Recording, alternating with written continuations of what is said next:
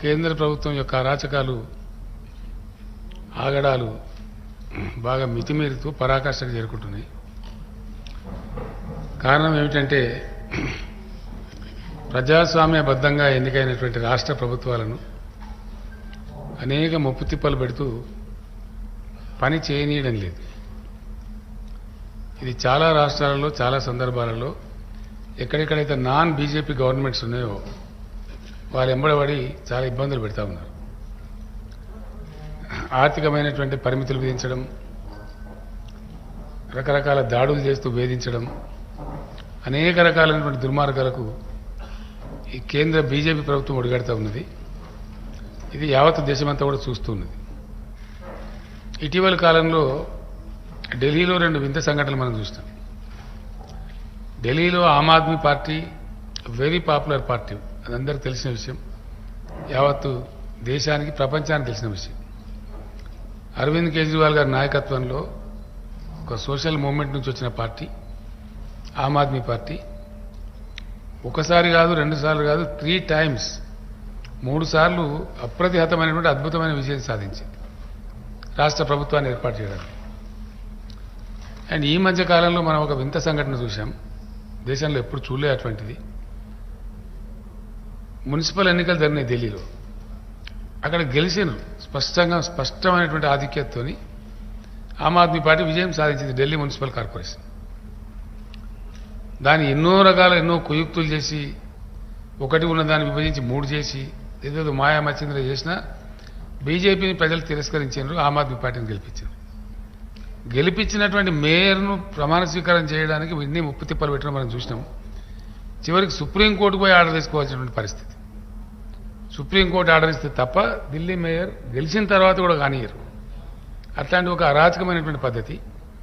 అదే పద్ధతిలో 3 సార్లు చాలా పాపులర్ ఓటు, తక్కువ ఓటుతో గెలవలే అరవింద్ కేజ్రీవాల్ గారు. 3 సార్లు కూడా అద్భుతమైనటువంటి 2 జాతీయ పార్టీలను మట్టి గరిపించి బ్రహ్మాండమైన మేయాటితోని గెలిచినారు. ఒక particular election, myself and Mr. Keshwarav garu, we were there in Delhi when the assembly election was going on. I requested KCR garu to go out. He went and made a round and came back. Arvind Kejriwal is hands down winning, sir. This was the statement given to me on that day. అనుకున్న ప్రకారంగానే చాలా పెద్ద majority, with large majority Aam Aadmi Party has formed the government 3 times, not once. అక్కడ ఒక ఎల్జీని తెచ్చి lieutenant గవర్నర్ను గెలిచిన ప్రజాస్వామ్య ప్రభుత్వం నెత్తిన పెట్టి వాళ్ళకు ఊపిరాడకుండా చేసి, పనిచేయకుండా చేసి అనేకమైన దుర్మార్గ చర్యలకు పాల్పడుతున్నారు. చివరికి గతి లేక సుప్రీంకోర్టును ఆశ్రయించింది ఢిల్లీ గవర్నమెంటు, కేజ్రీవాల్ గారి నాయకత్వంలో గవర్నమెంటు. సుప్రీంకోర్టును ఆశ్రయిస్తే సుప్రీంకోర్టు లార్జర్ బెంచ్, చిన్న బెంచ్ కూడా కాదు, 5 మెంబర్ జడ్జి ఉన్నటువంటి చీఫ్ జస్టిస్తో కూడుకున్న బెంచు స్పష్టమైన ఆదేశం ఇచ్చింది. చాలా స్పష్టంగా, కుండ బద్దలు కొట్టినట్టుగా, రాష్ట్ర ప్రభుత్వం ప్రజల చేత ఎన్నుకోబడిన ప్రభుత్వ కిందనే అధికారులందరూ పనిచేయాలి. వాళ్ళ ట్రాన్స్ఫర్స్ కానీ, మంచి కానీ, చెడ్డ కానీ, వాళ్ళ నియంత్రణ కానీ ఖచ్చితంగా రాష్ట్ర ప్రభుత్వం చేతుల్లోనే ఉండాలి, not in the hands of governor అని చాలా స్పష్టంగా ఆదేశం ఇచ్చింది.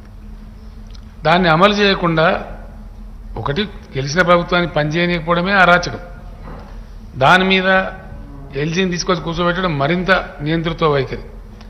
చివరికి సుప్రీంకోర్టు జడ్జిమెంట్ ఇస్తే ఆ సుప్రీంకోర్టును జడ్జిమెంట్ను కూడా కాలరాసే విధంగా చాలా భయంకరంగా ఒక ఆర్డినెన్స్ తెచ్చినారు. అది మరీ దుర్మార్గం. అంటే చివరికి సుప్రీంకోర్టు జడ్జిమెంట్కి కూడా అతిగతి లేకపోతే అంటే ఎమర్జెన్సీ రోజులు గుర్తుకొస్తున్నాయి. ఏ ఎమర్జెన్సీకి వ్యతిరేకంగా నరేంద్ర మోడీ గారు, బీజేపీ నాయకులు గొంతు చించుకొని మాట్లాడతారో ఎగ్జాక్ట్ ఇదే జరిగింది కదా ఎమర్జెన్సీకి ముందు. అలహాబాద్ హైకోర్టు జడ్జిమెంట్ తర్వాత ఆ జడ్జిమెంట్ను నలిఫై చేస్తూ రాజ్యాంగ సవరణ చేసినారు. సేమ్ ఇదే మోడల్, ఇదే మోడల్లో అప్పుడు చేసినారు. ఆ రోజు దేశం, నేను అప్పటి నుంచి ఇప్పటిదాకా చెప్తా ఉన్నాను, ఆనాడు జయప్రకాష్ నారాయణ గారి నాయకత్వంలో మహా పవర్ఫుల్గా ఉన్నటువంటి ఇందిరాగాంధీ అనుకున్నటువంటి ఇందిరాగాంధీ గారిని ఇట్లా గిల్లి పాడేసింది దేశం, ఒక లోక్ నాయక్ జయప్రకాష్ నారాయణ యొక్క పిలుపు అందుకొని. అట్లాంటి ఉదాహరణలు ఎన్నో ఉన్నాయి. మళ్ళీ ఎవరైతే గెలిపించినారో ఇందిరాగాంధీ గారి ప్లేస్లో జనతా పార్టీని, వాళ్ళు తప్పులు చేస్తే మళ్ళీ వాళ్ళని గెలిపడేసి మళ్ళీ ఇందిరాగాంధీ గారిని గెలిపించినారు.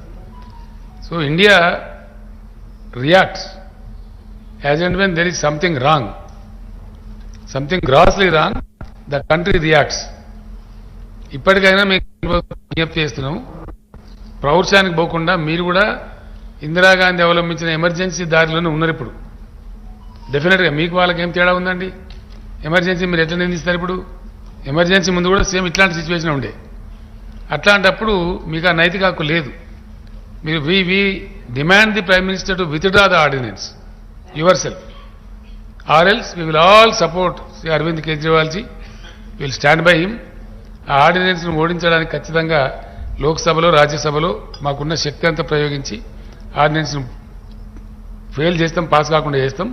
కాబట్టి ఇప్పటికైనా కేంద్ర ప్రభుత్వం కళ్ళు తెరిచి you withdraw the ordinance yourself, unnecessary don't make an issue.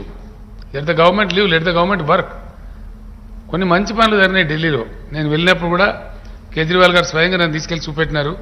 అక్కడ మొహల్లా క్లినిక్స్ కానీ, స్కూల్స్ కానీ, అక్కడ డ్రింకింగ్ వాటర్ సిస్టమ్ కానీ, అదేవిధంగా చాలా చక్కగా ఎలక్ట్రిసిటీ రంగంలో కొంత రాయితీలు ఇవ్వడం కానీ, పేదల గురించి నిరుపేదల గురించి అనేక మంచి కార్యక్రమాలు జరిగినాయి.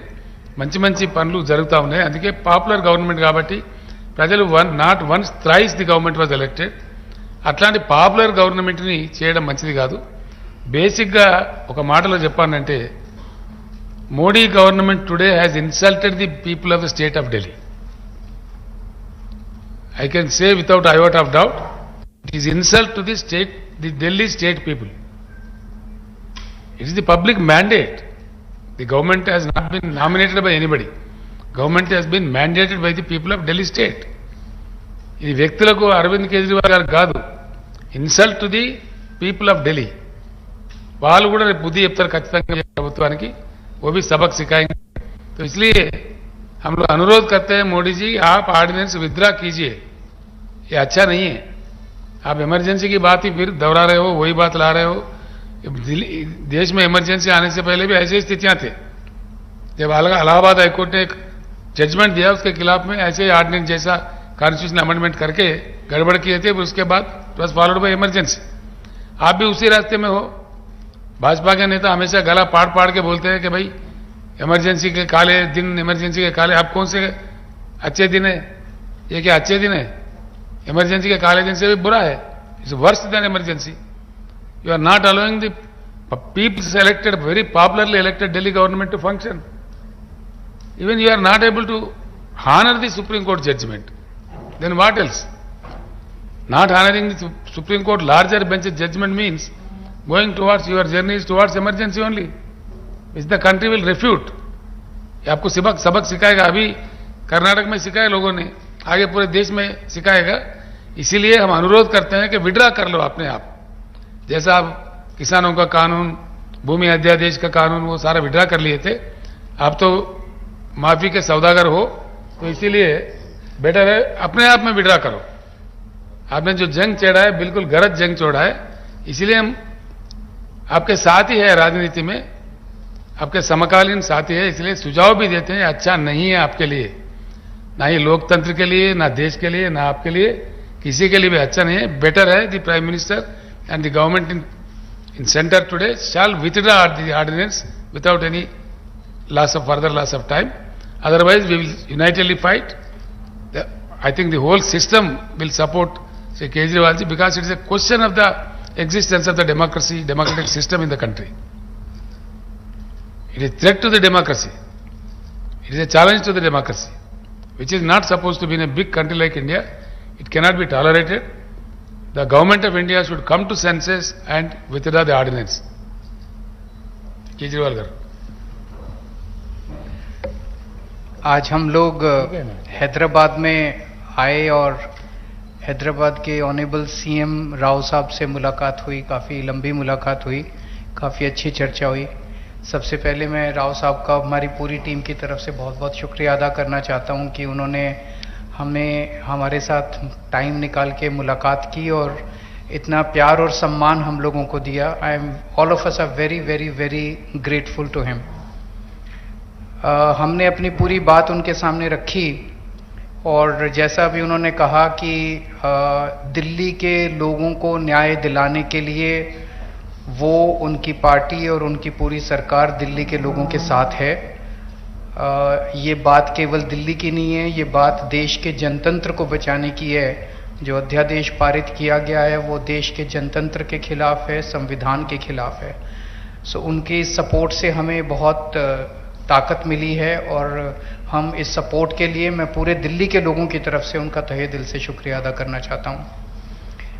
हमारी सरकार दिल्ली में पहली बार जब 2015 में बनी थी, फरवरी 2015 में दिल्ली में हमारी सरकार बनी थी।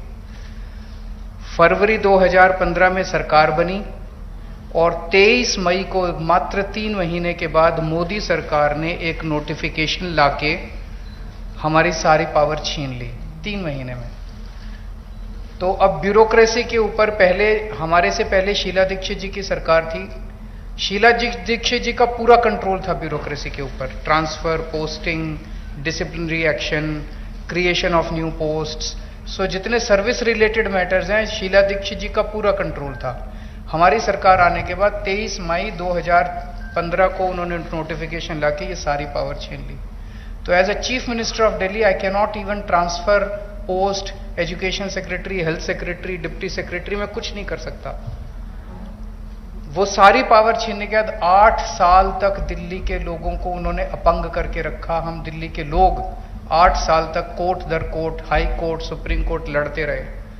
8 साल की हमारी लड़ाई के बाद 11 मई को, अभी पिछले कुछ दिन पहले, सुप्रीम कोर्ट की संविधान कॉन्स्टिट्यूशन बेंच ने, 5 जजों ने मिलकर 5-0 से दिल्ली के लोगों के हक में फैसला दिया। 8 साल की लड़ाई के बाद दिल्ली के लोगों को न्याय मिला कि उनकी चुनी हुई सरकार को काम करने का अधिकार मिला।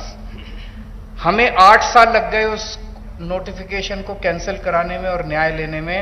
उसके 8 दिन के अंदर 11 मई को ऑर्डर आया सुप्रीम कोर्ट का। 19 मई को मोदी सरकार ने ऑर्डिनेंस लाके सुप्रीम कोर्ट के ऑर्डर को निरस्त कर दिया, पलट दिया। पूरे देश भर में लोग कह रहे हैं कि जिस देश का प्रधानमंत्री सुप्रीम कोर्ट को नहीं मानता, सुप्रीम कोर्ट के आदेश को नहीं मानता, फिर न्याय लेने के लिए लोग कहां जाएंगे? अगर देश का प्रधानमंत्री कहता है कि मैं सुप्रीम कोर्ट के आदेश को नहीं मानता और कानून लाके वो आदेश को पलट देता है, तो फिर तो न्याय के लिए कोई जगह नहीं बच जाती है। कहां जाएंगे फिर लोग न्याय लेने के लिए? फिर तो कोई अंतिम चीज ही नहीं है। वो प्रधानमंत्री जी कहते हैं मैं नहीं मानता सुप्रीम कोर्ट को, ऐसे देश कैसे चलेगा? ये तो बिल्कुल गलत है। अब ये अध्यादेश लाके वापस सारी पावर छीन ली। तो एक तरह से, जैसे अभी राव साहब ने बिल्कुल सही बोला, ये अध्यादेश दिल्ली के लोगों का अपमान है, घोर अपमान है। एक तरह से प्रधानमंत्री जी ये कह रहे हैं कि तुम जो मर्जी सरकार चुनो, मैं उसको काम नहीं करने दूंगा। तो दिल्ली के लोगों को चैलेंज कर रहे हैं प्रधानमंत्री मोदी जी कि मैं, तुम जो मर्जी सरकार चुनोगे, मैं काम नहीं करने दूंगा। और ये बात केवल दिल्ली के लोगों की नहीं है, पूरे देश में हम लोग देख रहे हैं कि अगर किसी राज्य के अंदर लोग नॉन बीजेपी गवर्नमेंट बना देते हैं तो उसको काम नहीं करने देते। या तो 3 तरीके अपनाते हैं, या तो वहां पे एमएलए खरीद लेते हैं दूसरी पार्टी के, सरकार गिरा देते हैं। कितना हमने देखा, कितनी जगह पे देखा, एमएलए खरीद के सरकार गिरा देते हैं। या एमएलए तोड़ लेते हैं, ईडी भेज के, सीबीआई भेज के, डरा के एमएलए तोड़ लेते हैं, सरकार गिरा देते हैं।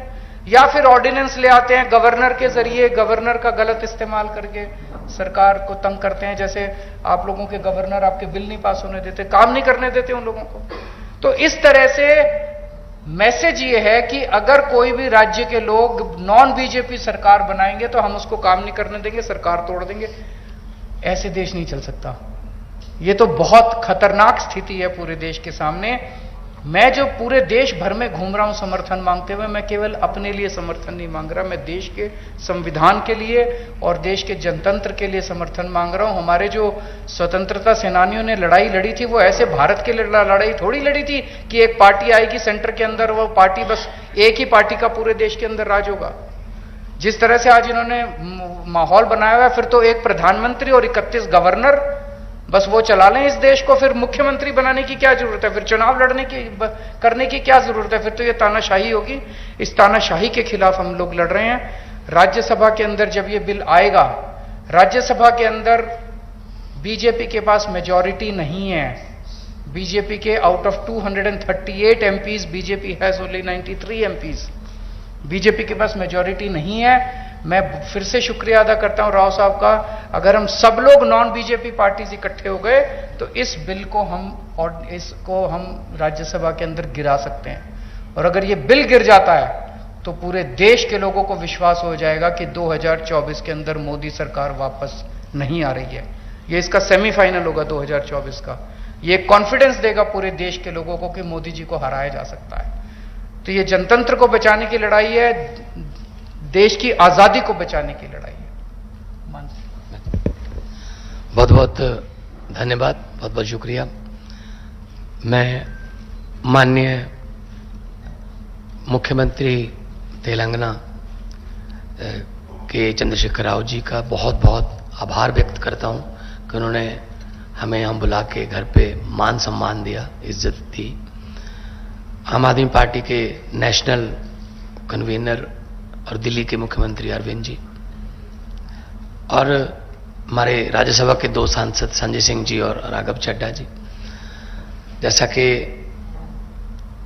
राव साहब ने, अरविंद केजरीवाल साहब ने बता ही दिया कि देश के लोकतंत्र को बचाने की लड़ाई हम लड़ रहे हैं। एलजी जो है वो सिलेक्टेड है और दिल्ली की गवर्नमेंट इलेक्टेड है। तो डेमोक्रेसी में इलेक्टेड जो लोग हैं वो फैसले लेते हैं, ना कि सिलेक्टेड। तो दिल्ली का तो पहले से ही ये कर रहे हैं, पूर्ण राज्य का दर्जा नहीं है, लेकिन फुल स्टेट्स को भी तंग किया जा रहा है। हमने पंजाब में 92 सीट्स जीती out of 117।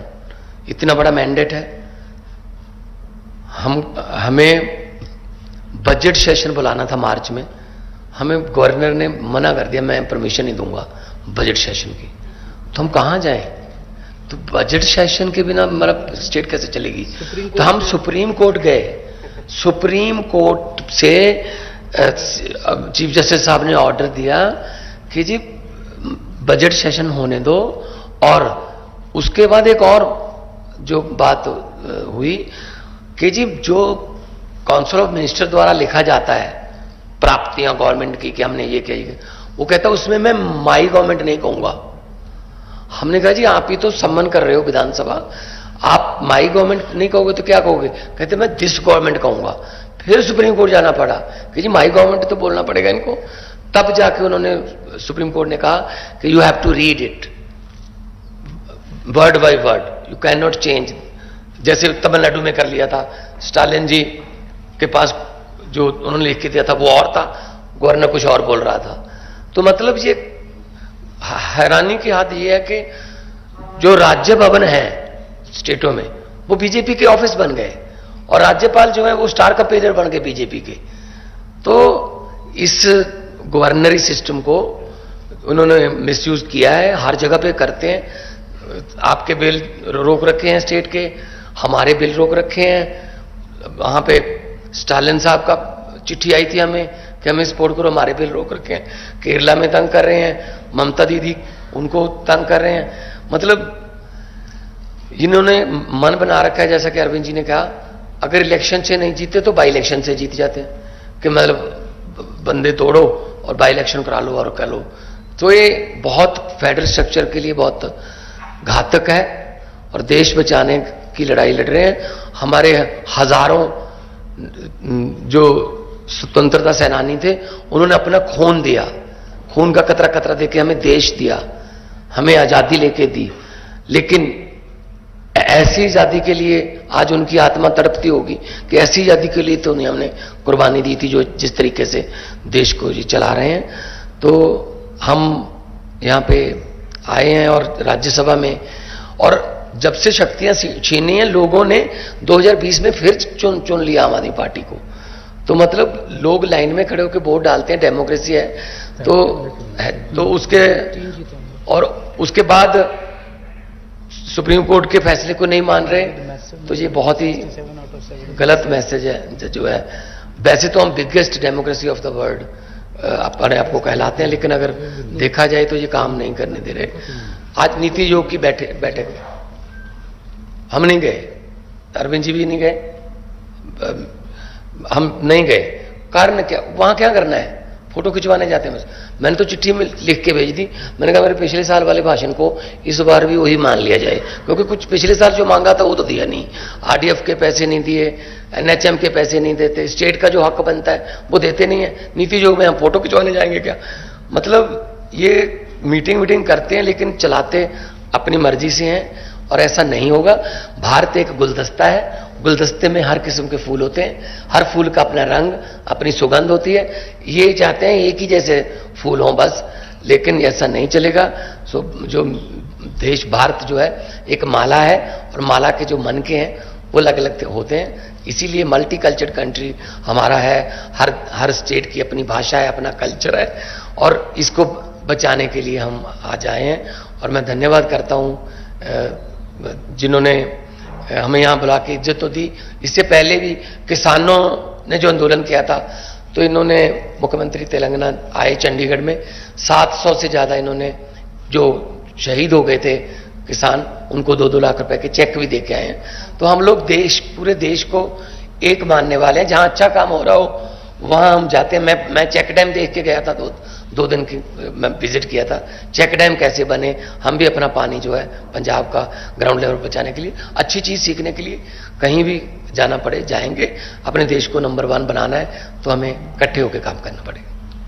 Thank you.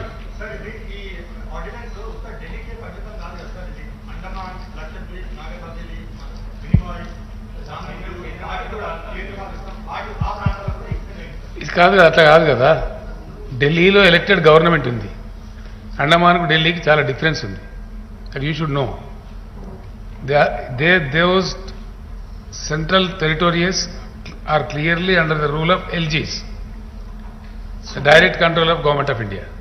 But here it's a very popularly elected government. The government is allowed to function independently like any other state government. That's the order of the Supreme Court, abundantly clear. Yes. Abundantly. The question here is, if the government of India doesn't honor the Supreme Court, then what will be the fate of the country? Yes. You don't do it yourself, you don't oblige democracy. Even at the instance, at the judgment of Supreme Court, if you don't react, don't act accordingly, then what is the fun? ఎక్కడ తీసుకుపోతారండి దేశాన్ని? ఏం చేయదలుచుకున్నారు? ఈ గవర్నర్లు ఏంది, ఇదంతా ఏం జరుగుతుంది దేశంలో? గవర్నర్ పిలవడం గవర్నర్ బాధ్యత, ఏది బడ్జెట్ చేసి పిలవడం స్టాట్యూటరీ ఆబ్లిగేషన్. 31 మార్చి లోపల ఒకవేళ లేని పరిస్థితి ఉంటే, పాస్ అయ్యే పరిస్థితి లేకపోతే 1 లైన్ చెప్పి, రెస్యూజరీ పవర్ స్పీకర్ దగ్గర ఉంటాయి, 1 లైన్ చెప్పి దాన్ని పాస్ చేయకపోతే స్తంభించిపోతుంది వ్యవస్థ. అట్లాంటి వాడి కోసం పెట్టినటువంటి ఒక అలంకారప్రాయమైన గవర్నర్ పోస్టులను నేను బడ్జెట్ నేను పెట్టనియా, బడ్జెట్ పాస్ కానియా అని ఒక పంజాబ్ గవర్నర్ ముఖ్యమంత్రి గారు మేము ముందే చెప్పారు కదా. సుప్రీంకోర్టుకు పోయి బడ్జెట్ ప్రవేశపెట్టి ఆర్డర్లు ఇచ్చే దిక్కుమాలిన గవర్నమెంట్ ఎప్పుడైనా చూసినామండి ఇండియాలో? ఇంత దౌర్భాగ్య పరిస్థితి ఉంటుందా? ఇంత సెన్స్లెస్ ఎప్పుడైనా చూసినామా? ఇక్కడ దురదృష్టం ఏంటంటే, ప్రజాస్వామ్యం పరిణతి చెందుతున్న కొద్దికి మెచ్యూరిటీ లెవెల్స్ పెరగాలి, democratic maturity levels shall grow. అట్లాంటిది ఉల్టా రివర్స్ అయిపోయి ఆడవిక రాజ్యంలాగా, పాశవిక రాజ్యంలాగా. నిన్నగాక మొన్ననే కర్ణాటకలో ప్రజలు కర్రుగాల్చి వాద పెట్టారు, వంగి ఫర్షీ స్థలమందులు వెనకడ ఇట్లా భూమి వెనకడ దండం పెట్టారు. ఆ వంగి కోద్దండాలు పెట్టినా కూడా తీసి చంపి పడేసారు అక్కడ. దాన్ని చూసినా కనీసం బుద్ధి రావాలి, ఈ పద్ధతి కాదు, మేము చేస్తున్న పని కరెక్ట్ కాదు. ఒక పక్క ప్రజలు తిరస్కరిస్తున్నది, అలా కానే లేదు. వచ్చి ఢిల్లీలో ఆర్డినెన్స్ ఇష్యూ చేశారు, ఏ సుప్రీంకోర్టు జడ్జిమెంట్కి వ్యతిరేకంగా. That is what we are condemning. మీకు గౌరవం లేదు, దాని మీద కోర్టు పోయినారు, కోర్టు జడ్జిమెంట్ ఇచ్చింది, కనీసం అది కూడా హానర్ చేయరా? ఇది అన్నిటికీ కాదు ఇచ్చింది, జడ్జిమెంట్ వచ్చింది అన్నిటి మీద కాదు మిస్టర్ రాహుల్, జడ్జిమెంట్ వచ్చింది ఢిల్లీ గవర్నమెంట్ మీద. కోర్టుకు వెళ్ళింది కూడా ఢిల్లీ గవర్నమెంట్. Thank you.